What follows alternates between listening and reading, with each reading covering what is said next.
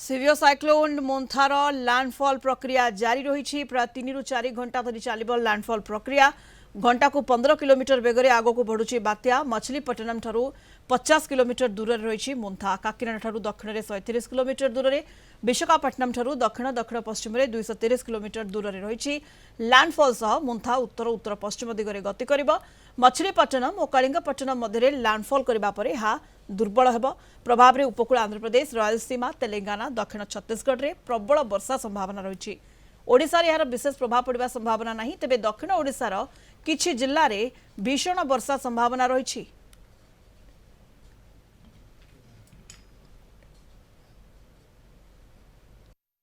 doctor Patnaik एबे status कौन अच्छी बात्या जो लैंडफॉल प्रोसेस जारी रही कह जाउछि एबे जो लैंडफॉल प्रोसेस चली आरंभ हो गलानी लैंडफॉल प्रोसेस आउ एटा हम जेहतु कहू एबे कंटिन्यू करूछि आ सेटा जनरली 4 घंटा लैंडफॉल प्रोसेस रहे पूरा सिस्टम ता लैंड भीतर को जीवा पई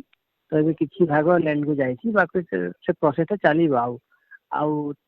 माने 2-3 घंटा 4 घंटा माने मिडनाइट पर्यंत चल लेटर से माने चलीबा सेटा तापर सब भागटा लैंडफॉल को गला पर हम ऐसा कहू लैंडफॉल प्रोसेस कंप्लीटेड से प्रोसेस टा चली एबे बेसी विंड स्पीड आउ वर्षा कोठ रिपोर्ट आसुची कि एबे तो हम कंटीन्यूअस गुडा को जो ऑब्जर्वेशन लेउची बहुत टाइप रो ऑब्जर्वेशन हम हाई विंड स्पीड एक्वायर हुए हम ऑटोमेटिक एंगेज हुए हम सिनाप्टिक ऑब्जर्वेशन हुए से रेनफॉल गुडा को ऑब्जर्वेशन हेउची तो हम आवली बुलेटिन एबे दोछु सेते किछि हम पाखो जेते इंफॉर्मेशन एबे रियल टाइम में मिली पर जे हम से देउछु रेनफॉल रवि माने से हम बुलेटिन गुडा को इशू होउची तो प्रति घंटा हम अपडेट करू रेनफॉल के भी सेटी दउछु जो क्लाउड बैंड्स गुडा को आपण जो सैटेलाइट इमेजरी देइछंती क्लाउड बैंड्स गुडा को बेसिकली दक्षिण पार्श्व रे रहिछि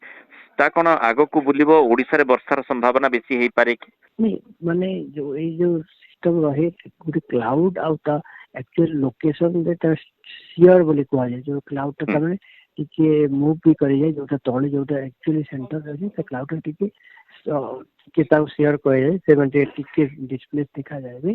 तो हाँ निश्चय आंध्र प्रदेश रे जो पूरा क्लाउड माने प्रभाव पकेब वर्षा है ओडिशा रे तो सेते पकेब नाही आ से कथा आमे आगर भी कहछु जे ओडिशा रे दक्षिण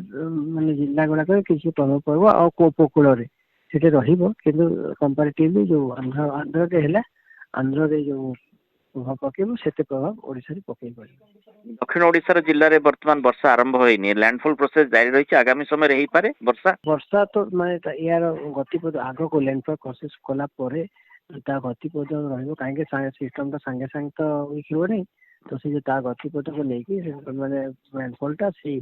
ता हिसाब से जगह को लैंडफॉल भी हेबो तो हमें ओडिशा पई भी दक्षिण ओडिशा उपकूल रे वर्षा तो हेबो जो भली आईएमडी ट्रैक जारी करिथिला सेथिरे माने छत्तीसगढ़ पर्यंत वर्षा कथा कहा जायतिला बा तार प्रभाव रहिबो कहा जाउतला लागुछि कि सिस्टम टा टिके वीक हे गला नहीं सिस्टम वीक होला नहे सिस्टम तो स्ट्रांग हम जो कहू 90-100 और 110 से सिस्टम तो एबे भी विंड भी चली हां किंतु माने जो आगो को माने 24 घंटा ये सिस्टम रहिबो गोटे माने साइक्लोन स्टॉर्म हेबो वीक हे तापर डिप्रेशन हेबो डिप्रेशन हेबो तापर वेल मार्क न पड़ो से पर्यंत माने तार जो ट्रैक रहिबो तार प्रभाव रे वर्षा हेबो सेति एबे जो खाली लैंडफॉल